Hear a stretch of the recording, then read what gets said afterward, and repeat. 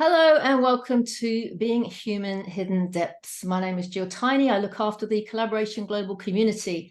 And as such, I enjoy having a podcast that shares our wonderful members with the community. We have many members who come on this podcast and reveal their inner depths, because we're all human and most of us go, I'm not so special. But actually, there are those hidden depths that when I start asking questions, we find out, oh my goodness, you're amazing. And one such person isn't currently a member, although I'm still working on him, people, is Mr. Greg Moyer. And we met through a WhatsApp group not so long ago. And we got into a conversation that went deep very quickly.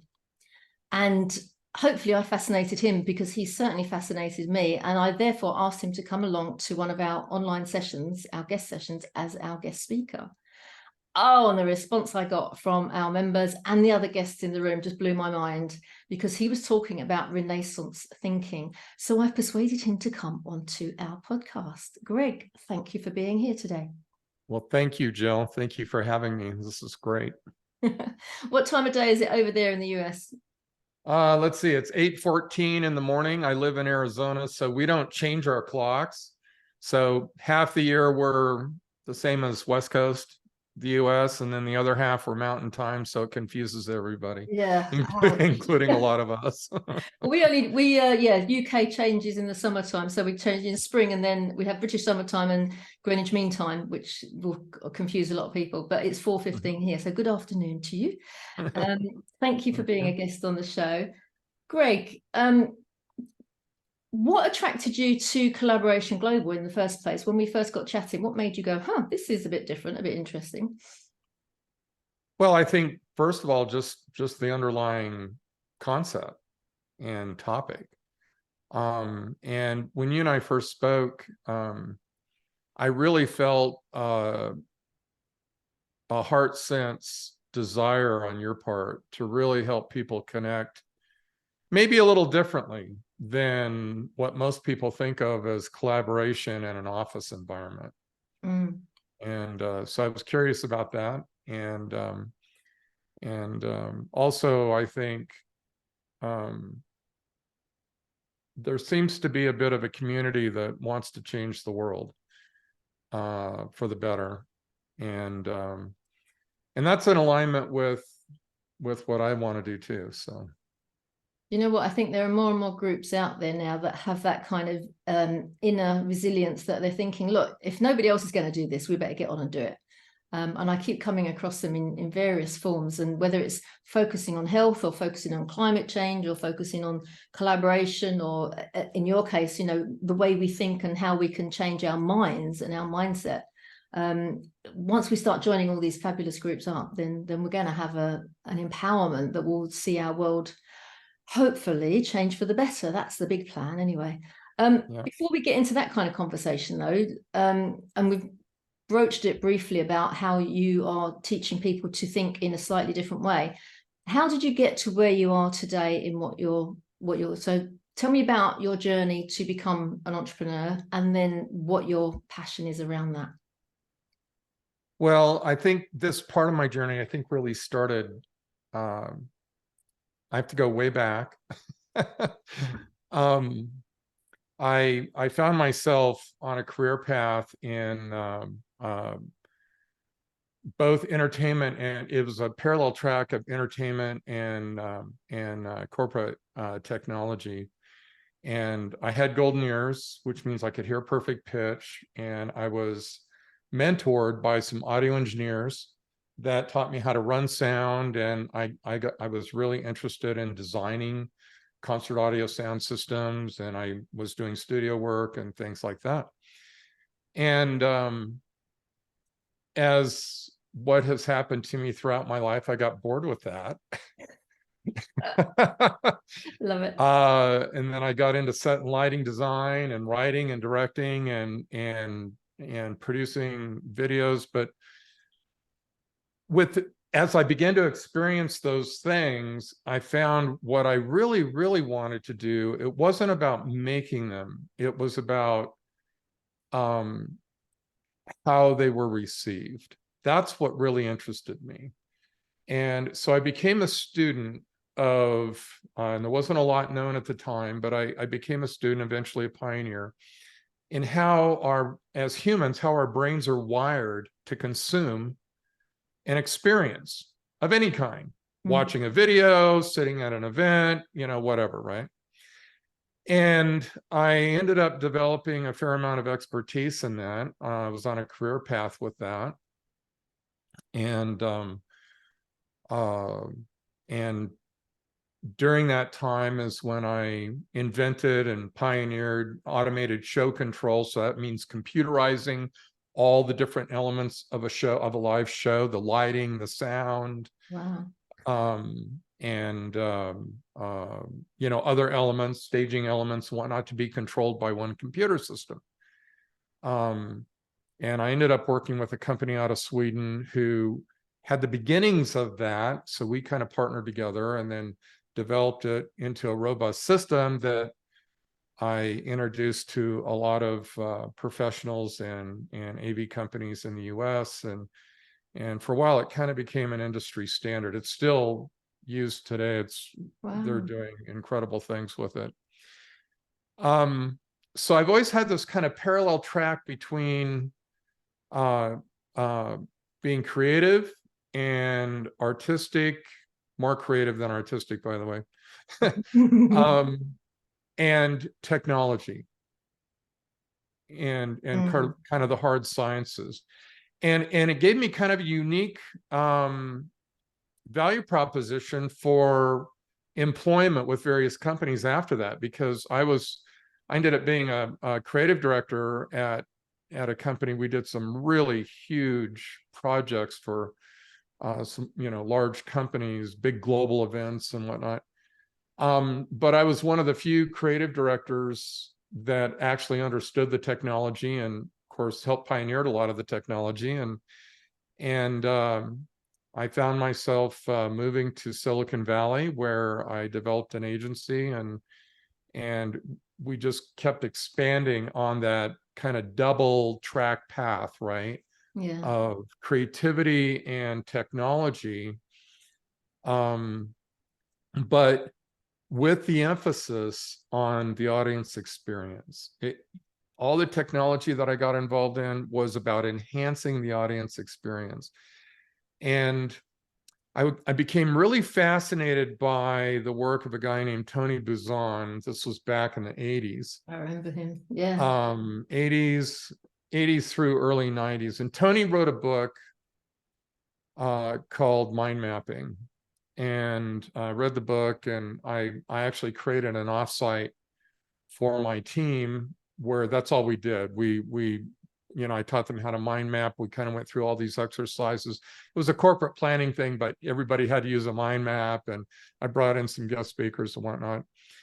And it was Tony's explanation in the book of how that technique aligned with how our brains are already wired to think about information and from a relational perspective, that we don't think in a linear fashion, right? We think in this radial fashion. And I was fascinated by that because I already had some exposure to how our brains are already, from a scientific perspective, how our brains are wired to consume and experience, right? And consume information. And so I was able to apply the tenets of brain science, and I was, quite frankly, one of the pioneers in that as well, of applying the tenets of brain science to designing the audience experience for like live events and trade show exhibits and videos and things like that. So during this time in Silicon Valley, the business environment was smoking hot. It was like having your hair on fire. I had this small agency. We were just, growing exponentially, literally exponentially, doubling every year. And I was sitting in my office late. I owed a client a creative brief the following morning, and I had been stuck on this thing. And And I was really stuck. I mean, the stress was palpable. I had never missed a deadline, right? So I'm just like really sweating bullets. And, you go through these stages of, wow, should I just make something up? Right. Oh. Just to write. So to get through it.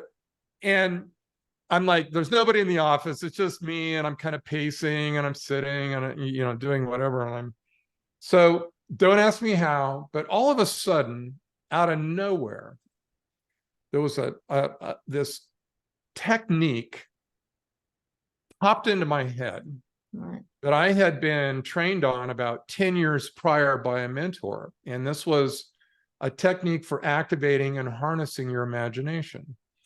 And it's a technique that actually was originated by Jesuit monks in the early part of the Renaissance. And I had never used it for a business application like this, right? And, I was kind of desperate, right? So, so I said, what the heck? And I kind of remembered how to do it. There's a specific, there's steps that you go through. It's a 10 to 15 minute, exercise. And it's a particular way that you virtually involve all 5 of your senses and create a virtual experience in your mind. Wow. And by doing that, what it does is it literally opens up paths for your imagination to fill in the blanks. And it's incredibly powerful. And so I sat myself down. I went through this exercise the best I could. And based on what I remembered about it, and about a half hour afterwards, I got into a flow state, and because you're in a semi-flow state when you do this to begin with. And I was able to finish. I had some brilliant things and finished up the creative brief, but this was a pretty nerve-wracking experience for me because I knew it wouldn't be the last time this would happen. Look, I was the new creative guy in town. And everybody expected me to be creative on demand. Yeah. Right. And so this was really threatening to me.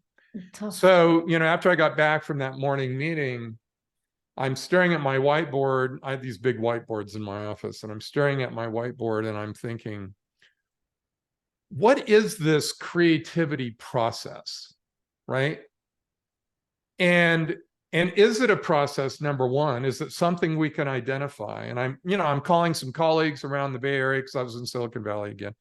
And nobody could really contribute to the conversation, right? And what do you do when you get stuck, And, and I had tried, I had all the games, all the little fidgety things and the little creative things on my desk and all that, but that stuff doesn't do anything. It doesn't move the needle. So I had this book that I hadn't read yet on Leonardo da Vinci, one of my boyhood idols, and it was sitting on a bookshelf next to my whiteboard. And when I was just kind of looking around, it kind of dawned on me, what would da Vinci do? Yeah. And that actually was that was the beginning of this journey. And when you read diaries, and contemporaneous accounts of people like da Vinci and Mozart and Disney and Steve Jobs and blah blah blah, they all tell pretty much the same story. They don't talk so much about their inventions. They talk more about how they came up with their ideas. And I paid really close attention to that. And what I discovered was a pattern and sequence to thinking and doing habits that were common to all of them. And so I'm making notes all over my whiteboard. I kept this thing going for like a month until I couldn't read it.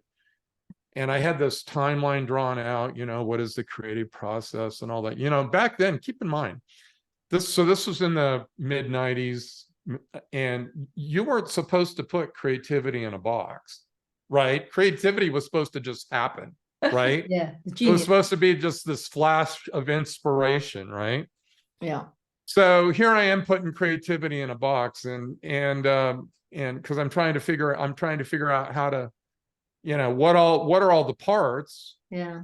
in case I get stuck again. And what that led to was discovering this framework. Right. And I started doing some speaking on it, and the response I was getting was so overwhelming.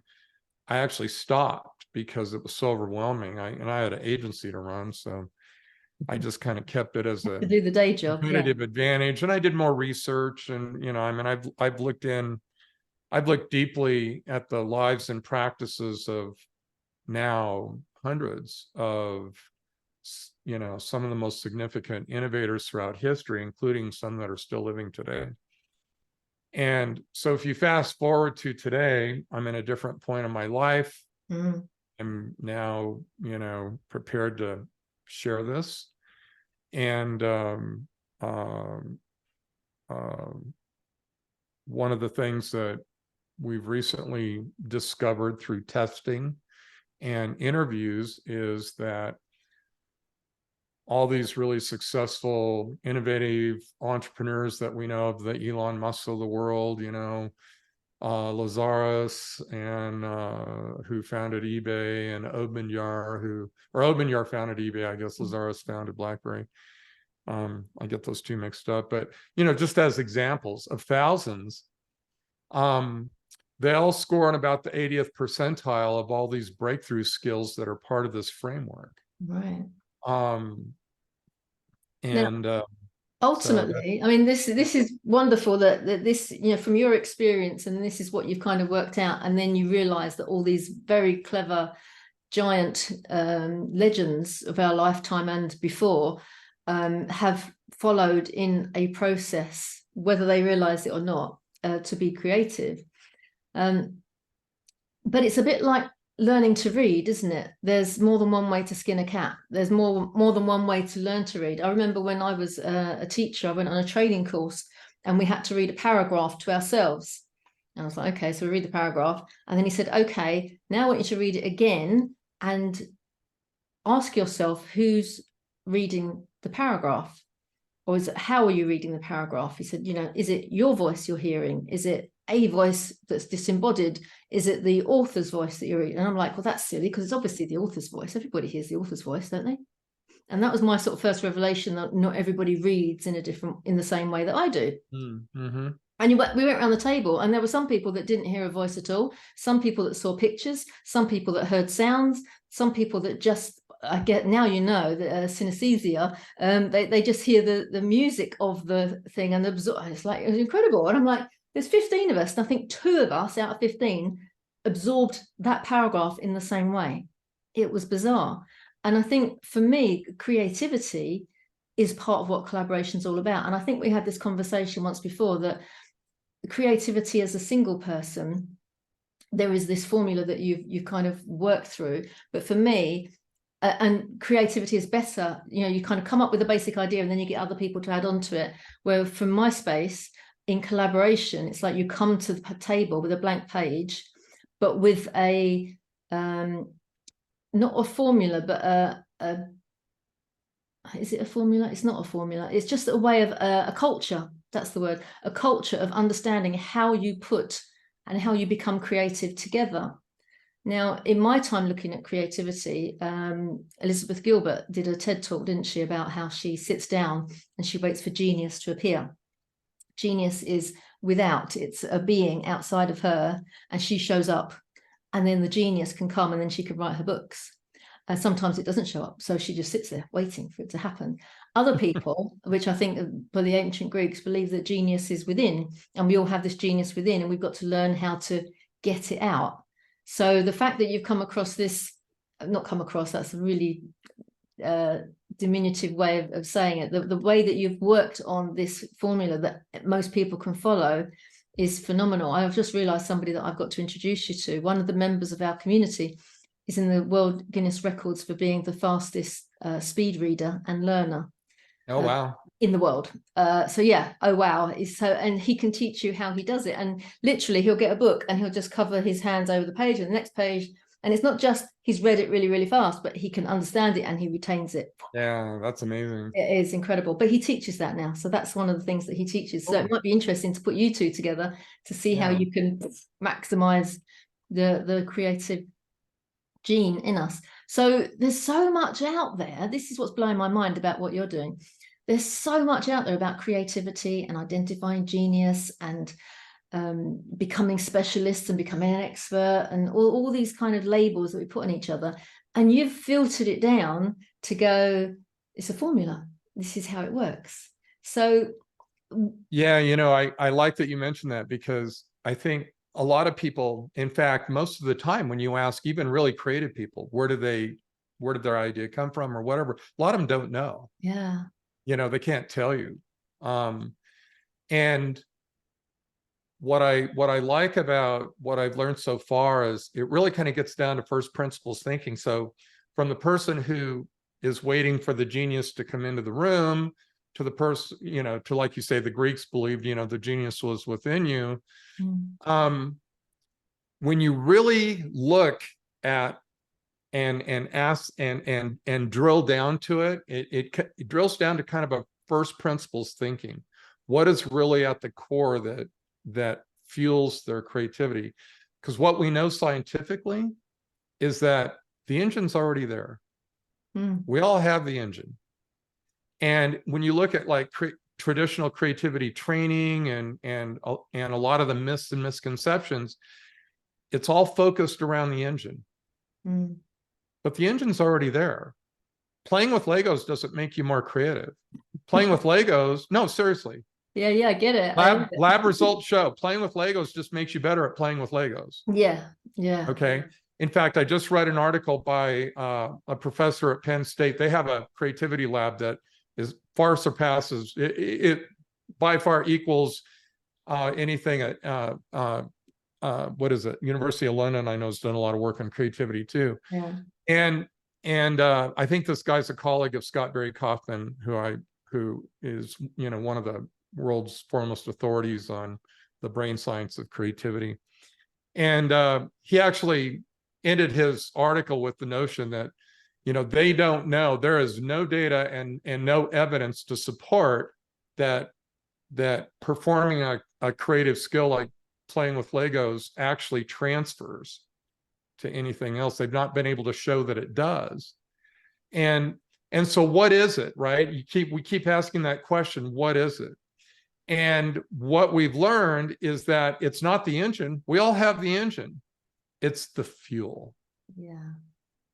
And that's why that's what makes, I think, our human existence so interesting, is because it's the fuel, the blend of the fuel. It's a combination of experiences, episodic. In fact, they now know this because through fMRIs, they can see the hippocampus at work, and they know that the same activity of recalling memory that triggers recalling memory is exactly the same that triggers creativity. They just learned that. Wow. That's cool. We've kind of known that, we've kind of suspected it, but they've now seen it on an fMRI, right? And that's why, which now gives us the link to our experiences and knowledge, and connecting the dots. It's connecting the dots between what we've experienced and our knowledge that generate ideas, right? And the reason why our ideas are so diverse is because our experiences are our fuel, what we're fueling our brain with is so diverse, right? That's the bumper sticker. It's not the engine, it's the fuel. I mean, literally on a bumper sticker, but it's for your head, isn't it? I love that whole concept. What about the concept that it's your subconscious that gives you that creativity? So for example, the Lego thing that you used. Now, I've got to do this now. Now, I don't do Lego, right? That was on a course a year ago, and I'm like, oh, I don't do stuff like this. Don't make me do stuff like this. Don't make me draw. I'm not creative. But what it did is it took you out of yourself. And then when you had created something with your fingers, it took your brain away from the thinking stuff. And then you looked at what you created and it had emerged and evolved. And it was kind of my subconscious or my unconscious that had created this thing, because it's the same with Play-Doh or painting or singing. It's something else that's creating it. I think that's where probably well, it's the space. Yeah. So it's creating space. And again, scientifically, we don't exactly know why this works, but we know that it does conceptually, because a lot of from Da Vinci on have talked about it. But it's about diversion and space, because and the theory is that by doing something different, so let's say you're solving a problem, or you create a problem that you got to solve, and you just sometimes is getting away from it, right? So the third element in this framework is incubate. Right. And there's two tracks to incubating: deliberate thinking time and associating. And associating happens actually most of the time when you're not thinking about what it is you want to think about. We don't know why that occurs, but the theory is that occurs because what it does is that during that time, we're allowing our default what's called our default network, okay, that's mind wandering, to open up and work more than the executive attention network, which is focus, right? Yeah. The executive attention network is focus.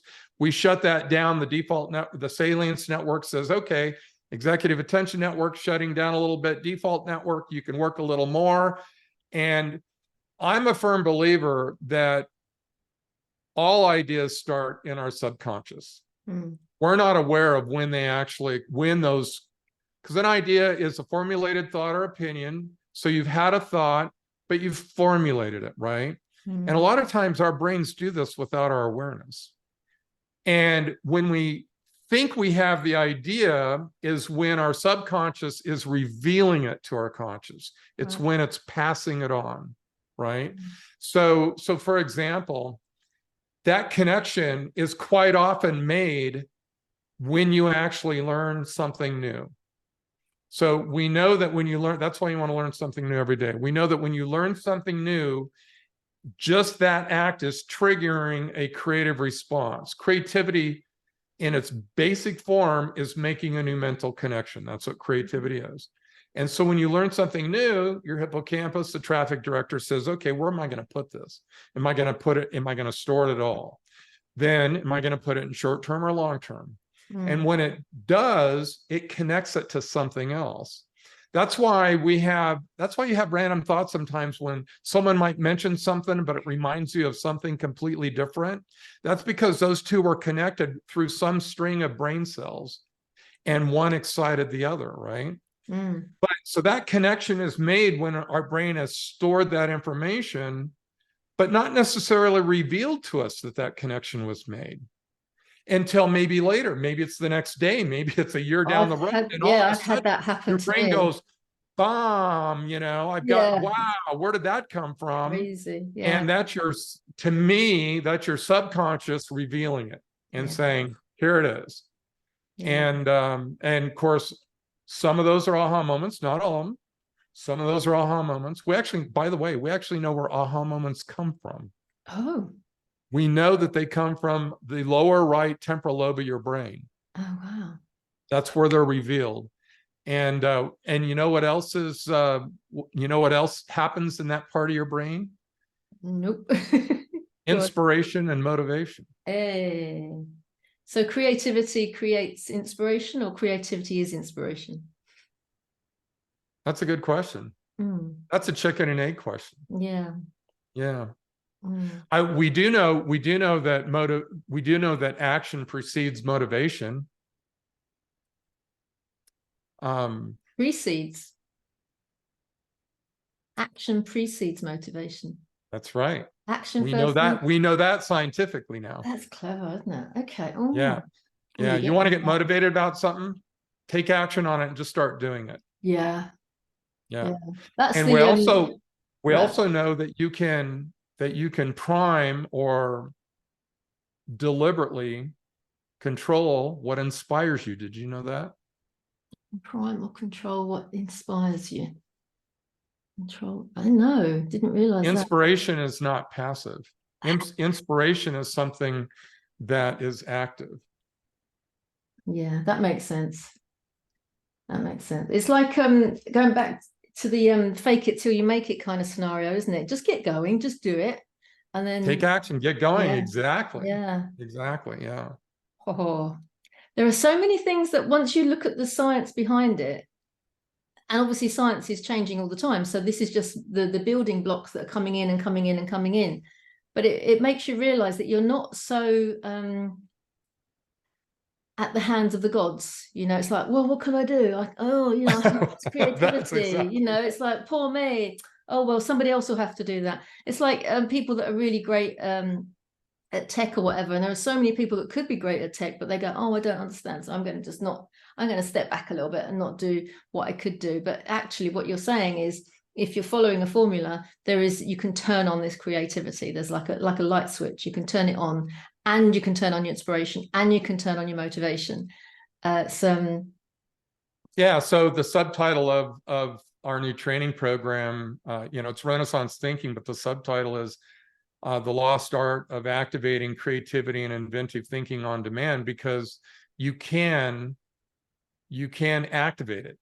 And just like you can activate your imagination, this exercise that I just described earlier, you're actually, part of the exercise is what we call priming. Gregory Burns of Emory University talks about this. It's about priming your imagination or provoking it. And we know that from evidence that we can do that. Most people, which actually is one of the differentiating factors between people who consider themselves creative and those who don't. Most people treat their imagination as just this passive thing that just happens, right? And it does. That's true. Our imagination kind of just does things on its own, right? Yeah. Sometimes not always in a good way, right? Gets us in trouble. Maybe we imagine things that we shouldn't. Yeah. But we've also learned in the last few years that we can prime our imagination. Oh, for sure. I've always done that in my life. Very powerful. And it's not until I see it after the event that I kind of look back now and realize what I do. But basically, if I have an idea or I see something I want to happen, I just go away and try and imagine it happening. And if I can imagine it, really, I see that really clear picture in my head. I'm like, okay, that's good. It's done.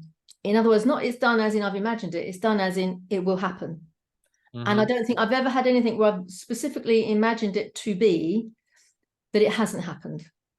So it's like, writing a book, doing my book launch, speaking on stage, speaking around the world, all these kind of things. It's like, oh, I don't think I could. I'm not really sure. I don't know. Hang on a minute. And I'd like literally for a few days, this is not like a blink of an eye, physically. And if there are some things that I just couldn't imagine me doing, I couldn't imagine. And it's never come to pass because there wasn't the momentum to get me there. The imagination bit is the beginning of the rolling forward to get it done, and that then takes on, as you say, the inspiration and the motivation and the action, not necessarily in that order, but I do know that my imagination is powerful, and I use it for good, and at the same time I can see awful things happening, and I kind of have to stop that imagination working because I'm scared that will happen as well, which is a whole other story. But yeah, I'm interested. So so if somebody was to come along and do your course and they go, oh, I haven't really got an imagination, is that something we've all got and just lays dormant? Or is it just introverts don't think they have and extroverts are always full of imagination? Or is it an innate gift, or is it something that you'll create from? I think I know the answer, but I want to hear from you. Yeah, it's not a gift. I think with all these different breakthrough skills that make up that exist in a lot of these building blocks. There's 7 building blocks to the framework, Right. And I think just as humans, some of us are maybe more predisposed to doing those skills maybe more or more intensely than others, but someone who may not know how to provoke their imagination or prime it and really use it, may naturally ask more questions, which is one of the other core skills, right? As a good questioner. Questioning is actually, they're all skills we can learn. So the good news is it's not rocket science. Most of these breakthrough skills are things we all already do. Yeah. Okay. The difference is how much we do them and to what intensity. So a non-creative person, or a non-innovator, as I like to call them, a non-innovator, on average, performs these skills in the 40th percentile. Right.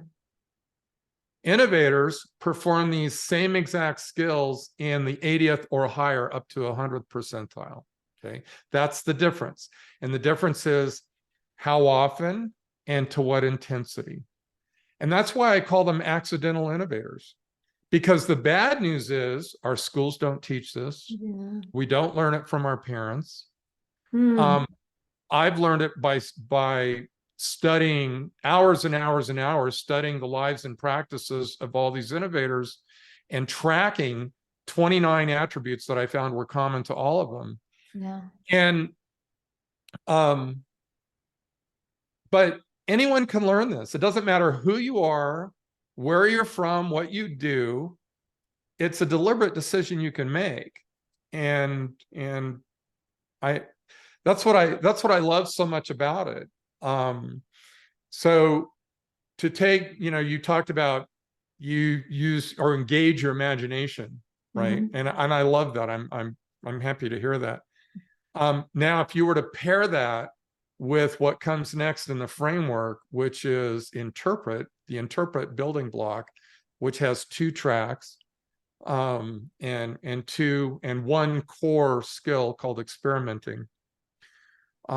Interpreting is where you interpret your ideas, but your imagination that you just primed. And this technique that I'm teaching, that was, I said was basically originated by, Jesuit monks. Actually, the basis of the technique is you end up building in your mind an experiential visualization that virtually involves all 5 of your senses. Right. It's really important that occurs, because what science has shown us is that when we do that, it uses the same exact neural pathways as if it was occurring for real. So this is actually the 4th and 5th element of the 7-part framework that we call transformation. We're transforming our thoughts to a thing. We're transforming our thoughts into something that's actionable. So the first part of the framework, there's 3 elements, and that's called creativity with originality. There's a distinction.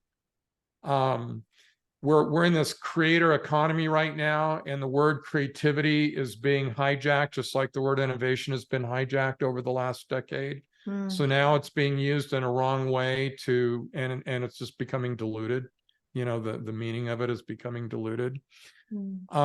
So the first 3 building blocks are about creativity with originality, but then creativity is not enough, right? Creativity doesn't get your idea across the goal line. Creativity doesn't get other people to adopt your ideas. And if you can't get other people to adopt your ideas, what's the point, right? So what all these great innovators did is they went into this other mode that I'm calling transform, or transforming ideas into something actionable. And here's where we deliberately exercise our imagination. So that takes it from an idea to something bigger, and then we interpret that and build a prototype. We experiment with it, build a prototype. Okay. So once we transform our ideas into something actionable by provoking our imagination, turning this basically making this idea even bigger, right? And letting our imagination fill in the blanks. And then we build a, we experiment, build a prototype. Now we have something that we can present to others that they can get their heads and hands around, right? Then we go on to the next phase of the framework, which is amplifying the outcomes. And so the sixth building block is called interact, because that's about interacting with others and allowing them to interact with your idea or invention, right? And that has two tracks. There's idea networking and evaluation networking, both which have a collaborative element to them. And then the final building block being, I call it ignite, because that's where we blow the whole thing up with what's called leverage thinking. And so when you a thought I have for you, when you're activating your imagination, and maybe it's a minute, 2 minutes, 5 minutes, whatever, when you're done, what I'd like you to do is I'd like you to write down a brief description of it. Write it in handwriting, not on the computer, but by hand on a piece of paper. When you do that, and then, later on, I can teach you this technique it'll blow your mind. It just blows people's mind what they can imagine with this experiential visualization. But you want to write by hand, because typing is abstract. Yes. And when you write out by hand what you imagined, it will then, it's almost like you can't unsee it.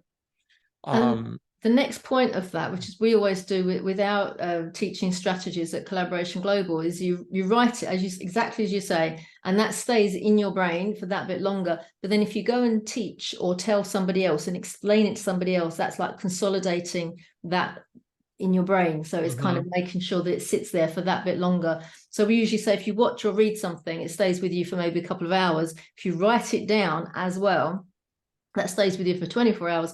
But if you go and teach somebody else what you've just learned, that consolidates it and you've got it there. It should be forever. That's right. Yeah. Feynman, the world famous physicist, Feynman, they actually call it the Feynman technique, right? Okay. Yeah. He preached this throughout his career.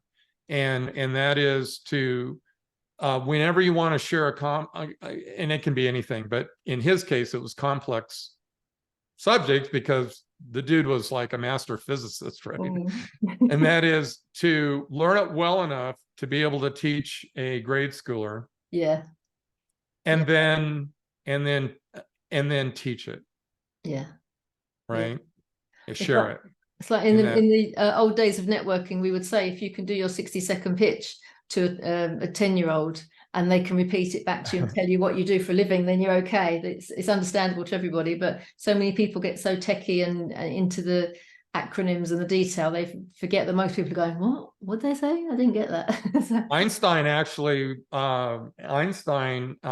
there's a great quote that has been attached to Albert Einstein, and that was, if you can't explain something simply, you don't know it well enough. Yeah, I like that one. So I'm intrigued as well, because you talk about using your 5 senses, so I can understand about sort of the visualization around it. What are the other smell?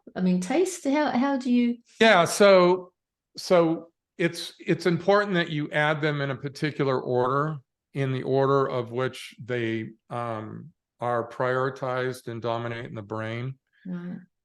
So one of the things I learned early on when I, started applying the tenets of brain science to designing audience experiences, is that the more senses you involve, the more impactful the experience is. So, for example, I would even do things as in the conference, in a conference room meeting with a client, we just put a basket of freshly baked chocolate chip cookies in the back of the room and just let them sit. We never offered them. We just let them sit. Oh, that's clever.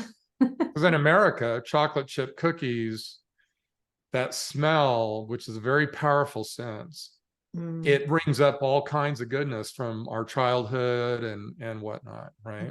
Yeah. And it's funny because one of my after the whole agency experience, and there were turns in the economy, I ended up landing at a large global company.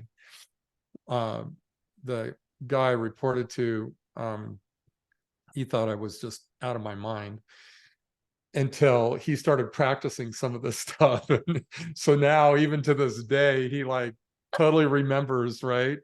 Everything about it. But no, it's so true, because our memories are really based in three-dimensional experiences. That's why it's so hard to remember what you see on a computer screen.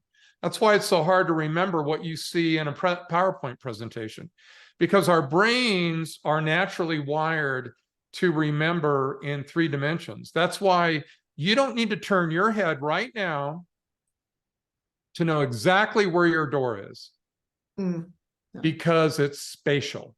Yes. Our memory is based on spatial experiences and things in space. And that's why live events, being in person at a live event, is so much more memorable than attending over Zoom, for example. Yeah. Because even and the irony of humankind over the ages is that we first communicated in 3D in the early stages through dance and sign language and pantomime. Yeah. But then there was a point where we started communicating on flat surfaces with boundaries, with cave walls, papyrus, paper, and now computer screens. And if you think about how stories and information were passed on over the ages, in the early ages, they were passed on by rote, by memory. Our memories were keen because that's how we communicated. And because our memories were keen because we communicated in the way that our brains were already wired to consume that information and store it and recall it.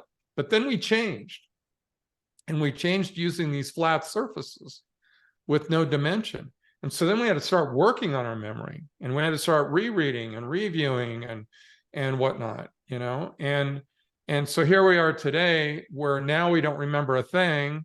We have, you know, devices in our pocket that do that for us. And now we don't even want to learn anything. I call it just-in-time learning. It's one of the actually it's one of the 8 major roadblocks to creativity. I was just going to say that. And innovation, because again, remember, it's about the fuel. So if you're not consuming experiences and knowledge for your brain to make new mental connections, you're not going to be real creative, right? And that's why creativity is in crisis. We're seeing it in the numbers. We're seeing it in the Torrance tests that have been given since 1959. We see Professor Hu at Williams and Mary College. She's looked at all 300,000 tests that have been given over the years, and she has charted this incredible decline that started around 1990. And we're seeing it in just the absolute drop of disruptive innovation research and papers filed or published, I should say, and disruptive patents filed. Since the 1950s, it's dropped off like a cliff. It doesn't mean patents have dropped off, but disruptive, right? Things that are really unique. So do you think AI is going to be the death of creativity? I don't think it'll be the death of creativity, and there are some that are just now recognizing something that I've said from day one, which it's really, AI has really accelerated the race to mediocrity.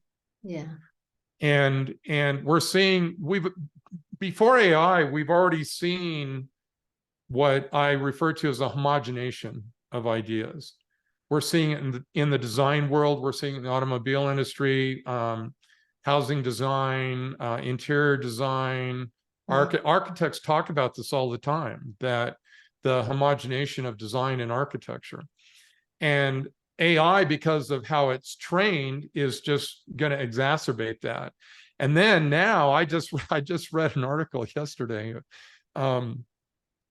that they finally realized that it's going to get even worse because AI is going to start training on its own created content. And so it's just going to perpetuate this homogenization. So that's why it's critical that we don't surrender our own creativity to AI. I know that there's a lot of talk out there right now.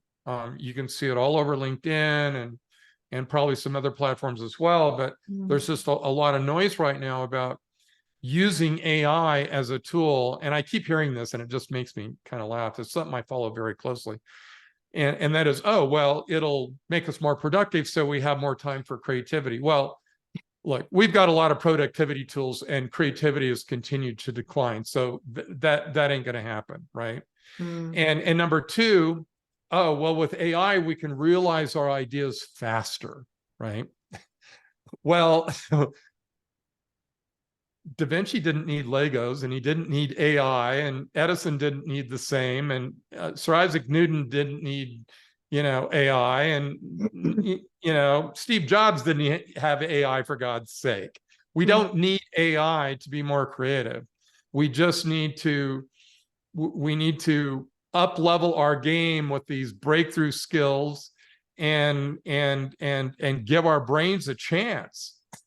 Really, mitigate the roadblocks. I've talked about those, in our conversations in the past, these 8 roadblocks that are now literally, we're seeing them at higher levels than we ever have. So we need to get a handle on those, and we need to, up level our game with these breakthrough skills and let our brains do the rest. Our brain's designed to be creative. Yes, it's that simple, isn't it? It really is that simple. So bearing in mind, this is a podcast around collaboration, and you were saying that at point 6 of your framework, that's when you can kind of take your idea and get it to collaborators so people can add on. Would you not consider working from a blank page for any bit of creativity with a group of people that were in the right culture could actually create together? Or is that not how you see creativity as a group activity? All right, so I'm going to answer this in 2 ways, if that's okay, because there really is kind of 2 facets to this. First of all, this framework and this sequence, this pattern and sequence, our brains are naturally wired to think about the sequence in the order that we present it. But these are not one and done. And these are not things that we just, okay, I'm going to question now. And then when I'm done questioning, I'm going to investigate. And then that's just not how it works. I teach them in the sequence of how our brains are naturally wired to think about them. So in the simplest of problem solving and the simplest of discovery and creativity, it's the sequence our brain takes. But what happens in real life is the minute anything becomes complex or stressful, our brains are also wired to take shortcuts. And with most people, that wins out, the shortcuts. So that's why we have the training. You can develop the habits and not fall into that trap of, skipping parts and taking shortcuts. However, most of these skills, this is a lifestyle. Most of these skills are things that we're going to up level and just use on a daily basis. So it's not a one and done. So now we get to the 6th I, which is interact, highly collaborative. Look, Da Vinci's, if you want to call it collaboration, but his idea network, because there's idea networking and evaluation network, was the town square. Yeah. He loved it. He would go to the town square and debate his own ideas, right? And Michelangelo hated him for it. Michelangelo was an introvert. thought Da Vinci was a loudmouth and didn't like him because of it. And, you know, so they have this kind of rivalry, right? They probably bid on some of the same projects, which also, you know, created some competition and rivalry. But it was well known that Michelangelo, you know, he thought Da Vinci was nuts, because Da Vinci would be, you know, at the town square and they'd be debating ideas and whatnot. And that, you know, that's probably one of the earliest forms of collaboration. But in the Renaissance in general, there was a very powerful family called the Medici family. And you've probably heard of the Medici effect. So they would get people of all different disciplines and you know, talents and creativity skills and things like that, and get them together to cross-pollinate ideas and, you know, share ideas and whatnot. And so that's definitely part of the equation. There's no doubt. However, when we see especially when we see the best work, doesn't matter if it's Mozart, Beethoven, Da Vinci, they were all birthed in solitude. And the quotes abound. Picasso said, "No great work occurs outside of solitude." And I'm going to get to why. And it doesn't mean that you don't share your ideas. It doesn't mean that you don't collaborate. It's more of a matter of when. So when you see all the greatest works, including, you know, the iconic songs by Queen, the iconic songs by Led Zeppelin, and I use those two as an example, and also Chicago and some other groups too, because they've talked about it. They've been interviewed. Well, how did you come up with this song? And they tell the story. And when they tell the story, you can fit their story exactly to the framework. To the sequence of the framework. Wow. Okay. Exactly. It's fascinating. And so that doesn't mean they necessarily did it on purpose. That's why I call them accidental innovators, because they just, you know, they didn't know. by They accident, were just doing what right? came naturally. Yeah. Yeah, exactly. By accident, they kind of fell into this pattern. And what's interesting is, for the songs that were bombs, you can, if they tell stories about it, you can usually identify the shortcuts. Yeah. Right. And it's like the guys that like Disney as example, or Pixar and all that, although a lot of those are collaborations, you can tell that the first guy that did the first movie found the formula, and then they worked to the formula. So you've got the replication of the same, you know, hero's journey or whatever. They've taken that and moved it on with that collaboration of writers and, you know, artists to do it. Now, if I could, I need to answer this for you, because this is, I think, important about collaboration. So one of the reasons, and the data shows this, that when you start with a blank slate and a group of people, the number of great ideas, the number of ideas, period, is lower, and the number of great ideas is about 10 times lower. Two research scientists, Deal and Strobe, did a research project on this. And they found that, and they did it with group brainstorming. And they found that, number one, unique ideas drop off after about 2 minutes after the start of the meeting. And what they discovered was, they weren't out to discover this. It was by accident. They discovered a phenomenon called cognitive inertia. Right. So when you start with a group of people, cognitive inertia kicks in very quickly, and we can't help it. Our brains are wired to do that. It's all about our brains wanting to take shortcuts. So what happens is from the very first thing that's said in a group, your brain picks up on that, and then that becomes the seed for everything else. Okay. And so, because your brain is wired to take shortcuts, take the easy way out and say, okay, I don't need, because the originality is brain consuming. It's one of the most brain consuming things you can do, is is to create something original. Your brain is going crazy. The signals are just, we have fMRIs on it, and the signals are just off the charts, right? Yeah. So your brain's trying to conserve energy. So it's going to say, well, I'm going to take Bob's idea. And here's my idea, because my brain just heard Bob's idea. Here's the thing. We don't actually know that we're doing that. No, we're not necessarily conscious that that's one of the things they discovered in this research is we're not necessarily conscious that we're doing that. Yeah. And so then what they did is to test that, to test their results, they took and did the same thing with individuals. They had third parties judge all the ideas, and they found that individually those same people came up with 10 times more ideas than the group. I can totally see that. That makes such sense to me.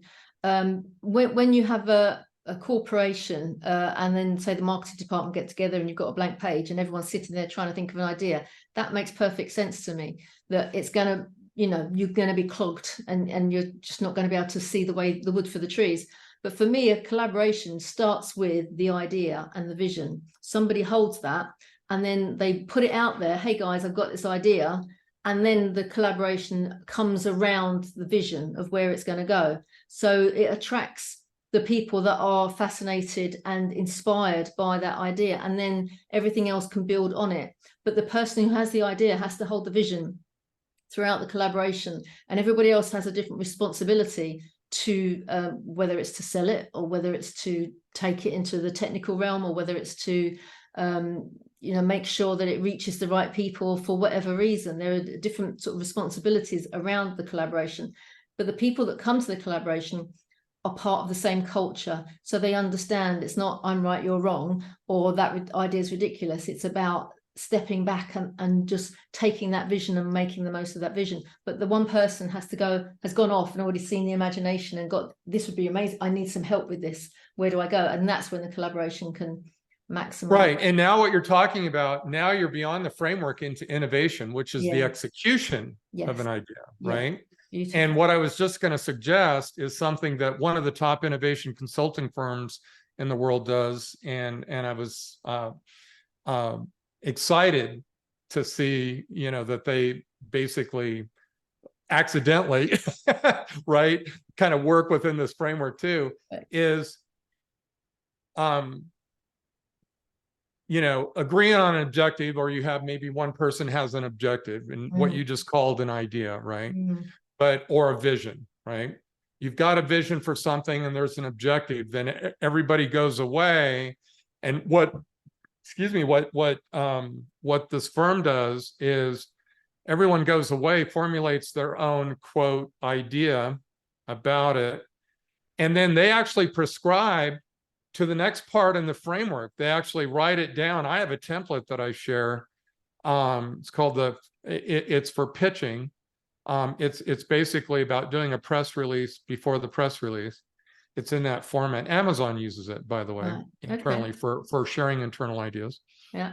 And so what they do is then they create a like an elevator pitch or a pitch, right? Then they come back together, everybody shares their ideas, and then they evaluate. And you want to evaluate immediately. So this notion that you don't evaluate anything is hogwash. We've heard, brainstorming is no such thing as a bad idea. That's bullshit. Excuse me. Pardon my French. That the evaluation, when our brains go into evaluation of creativity, it uses the same neural network as it does for the creativity to begin with. And the data shows that you end up with much better, much stronger creativity, much more original ideas if you evaluate in the same session. If you wait even an hour, it's too late. Your brain goes into a different mode. Yes. You want to evaluate while you're coming up with the ideas. Yeah, it's optimum opportunity, isn't it? Listen, Greg, I just looked at the time. Oh my goodness, we could be here another 2 hours. It's been fascinating. I just love it. It's really interesting how I hadn't been considering the brain and the power of the brain and the way that it is designed to make life easier for us. And yet in our last session at Collaboration Global, we had Dr. Linda Shaw, also a psychologist, also talking about the brain and how that adapts for our benefit. It's just everything's coming at me at the moment, so it's very interesting how the law of attraction is bringing that. Greg, thank you so much. What is your framework called now? If people wanted to find out more about that, how would they get their hands on it? Well, the training program has a little bit different name than the framework, but it's Renaissance Thinking. We'll be launching a new page at renaissancethinking.com. Right now, they can go to the company website, which is inventiveguild.com. But here's what I really suggest is, and this is just a free gift. I've actually pulled it out of the training. I'm getting, I originally did that to share it with friends and family and colleagues, and I'm just sharing it with everybody now because I developed in Silicon Valley. I developed a superpower around becoming distraction proof, right, out of necessity. Yeah. And I've developed a 7-part series on how to become distraction proof. Oh wow, perfect. And people are loving it. This isn't theoretical. This is, this is how to do it, baby. Well, do you know what? The world that we live in, I think there isn't a person on this planet that doesn't get distracted by TikTok or something that goes on. It's just, and we'll run down that rabbit hole every so often and go, oh, where did that last hour go? You will gain a minimum of 8 hours a week if you follow. Oh. If you apply what I suggest and I'm teaching in this 7-part series, you will gain at least 8 hours a week. I guarantee it. How are we going to get hold of this fabulous free gift? So it's real simple. BecomeDistractionProof.com. Oh, perfect. Thank you. Now, so I much. have to have you sign up for it so I don't get in trouble by the email police. Yes. Right? So you got to put your name and your email address in. That's so fine. You do that and you'll get a series of emails, and within each email is a link that will take you to a PDF, which you can download.